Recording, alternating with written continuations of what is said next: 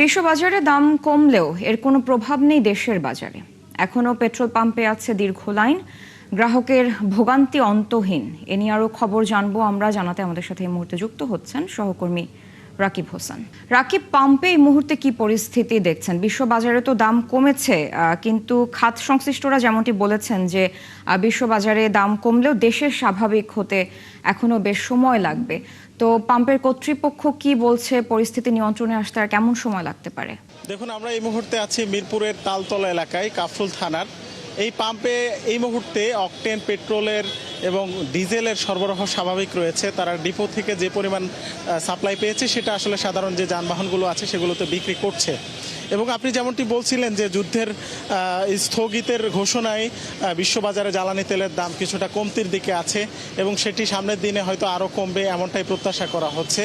তো আমাদের দেশের যেহেতু 92% জ্বালানি তেল আমদানি নির্ভর, সেই আমদানি নির্ভরতার কারণে আসলে বিশ্ববাজারে গত কয়েক সপ্তাহ ধরে বাড়তি দামে আমদানি করতে হয় সরকারকে, এবং সরকারের কোষাগারের উপরে যে বিপুল পরিমাণ চাপ পড়ে সেটি অর্থমন্ত্রী সংসদে বাণিজ্য অর্থমন্ত্রী যেমন বলেছেন, তেমনি কিন্তু সংসদে জ্বালানি মন্ত্রীও জানিয়েছেন যে আসলে অর্থনৈতিকভাবে খুব চাপে পড়েছে সরকার এই জ্বালানি তেল গ্যাস আমদানি করতে গিয়ে। তো যেহেতু যুদ্ধ বন্ধের দিকে আছে এবং জ্বালানি তেলের দাম যেমন কমতেছে, গ্যাসের দামও কমার একটা সম্ভাবনা তৈরি হয়েছে। সেই জায়গা থেকে বলা যায় যে আসলে বিশ্ববাজারে যদি এই জ্বালানি তেল গ্যাসের দাম কমে তাহলে বাংলাদেশের জন্য এটি স্বস্তির খবর, এবং সরকারের যে অর্থনৈতিক চাপে থাকার বিষয়টা সেটি একটি চাপটা কমবে।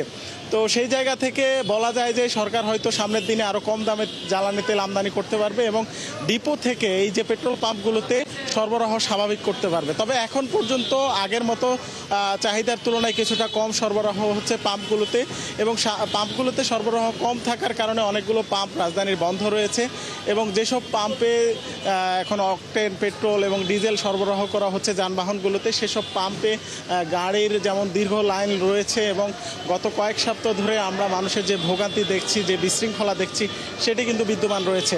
তবে ইতিমধ্যে গতকালকে আমরা দেখেছি যে সরকার কিউআর কোডের মাধ্যমে যানবাহনগুলোতে জ্বালানি সরবরাহ শুরু করেছে। অর্থাৎ একটি যানবাহন সে কিউআর কোড স্ক্যান করে জ্বালানি তেল সংগ্রহ করবেন, এবং পরবর্তীতে আবার যখন তিনি জ্বালানি সংগ্রহ করতে আসবেন তখন একইভাবে কিন্তু তাকে স্ক্যান করতে হবে কিউআর কোড।